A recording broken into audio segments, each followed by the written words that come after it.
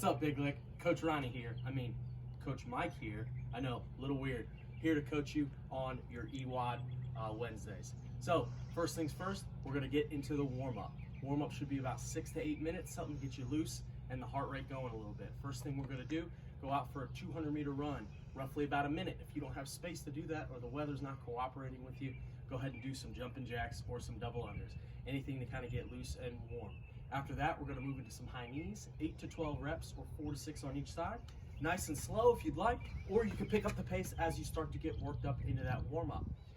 Same thing, 8 to 12 reps of butt kickers, making sure the heels are coming back to the butt, so we're kicking back every time, 4 to 6 on each side.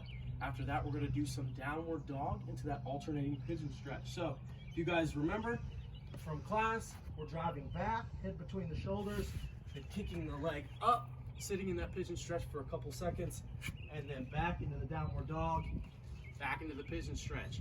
Again, 8 to 12 total reps of these, or 4 to 6 on each side. After that, we're gonna work on some Cossack lunges. So I'm driving to one side and back to the other. Just get as low as you feel comfortable. When that back heel starts coming off the ground, that's about as low as we need to get. We're just looking to stretch out the hips and hamstrings a little bit with that. So once you've done that, 6 to 8 minutes, we're gonna catch a rest. Then we're gonna get into the core work, working on that summer bod today. So our core work today should only take about 6 minutes or so, but it's pretty intense. So what we're doing today is 3 sets of these movements. So the first movement today, guys, is going to be Russian twist. So with the Russian twist, you could do that with or without a weight. If I'm not doing it with a weight, I'm tapping on each side, 15 reps of each movement. So 15 Russian twists.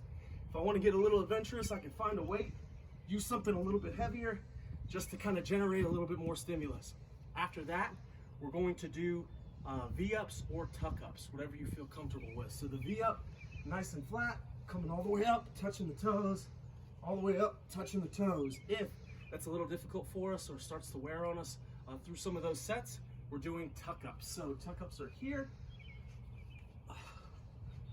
We can reach back if we'd like, and back up. So 15 reps of those as well.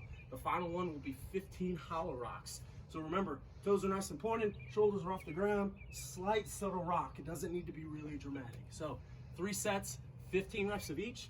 At the end of each set, we're resting 30 seconds. No more, no less. So don't try to rush into the next set, but don't be dilly-dallying in between. We're looking to keep the core fired and engaged the whole time. All right, so after we're done with the strength, we're gonna get into today's conditioning. All right, guys, so for today's conditioning, we have a fun one. We're gonna work on some of our interval sprints, so we don't get to do this a ton. This one, a little bit similar to rounds for time, except for we'll have some rest built in at the end.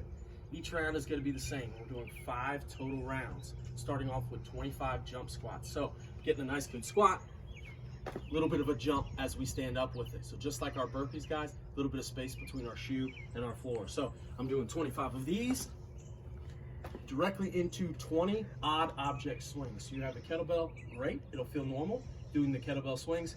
If not, if you've got something like a dumbbell, I can hang on to one end of the dumbbell and I can swing these traditionally how I would a kettlebell, 20 of those. Now, if I don't have either of those, I can look around my house for something really, really odd. For me, I grabbed one of my duffel bags and I filled it with some heavy weights. Here, I'm simply going to swing, load up, lock out overhead. Now, depending on the weight and how awkward that object is, will be dependent on whether or not we can bring it fully overhead. Our goal is to try to get that full American kettlebell swing. If we can't, based on our odd object, we go ahead and reduce that to that rustic level. So 45 degrees, slightly above eye level. After we've done 20 reps of those, we're gonna find our odd object and we're going to do 15 burpees over that object. So these are gonna be really quick. I'm here, I'm down, I'm up.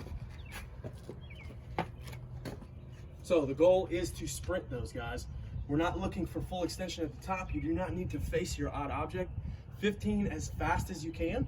Get through that pretty quickly because then you have 90 seconds of rest. So again, 25 jump squats, 20 odd object swings, 15 burpees over your object. 5 rounds of that. 90-second rest built in at the end of every round. Then you start again. 25-minute total cap. Good luck, Big Leg.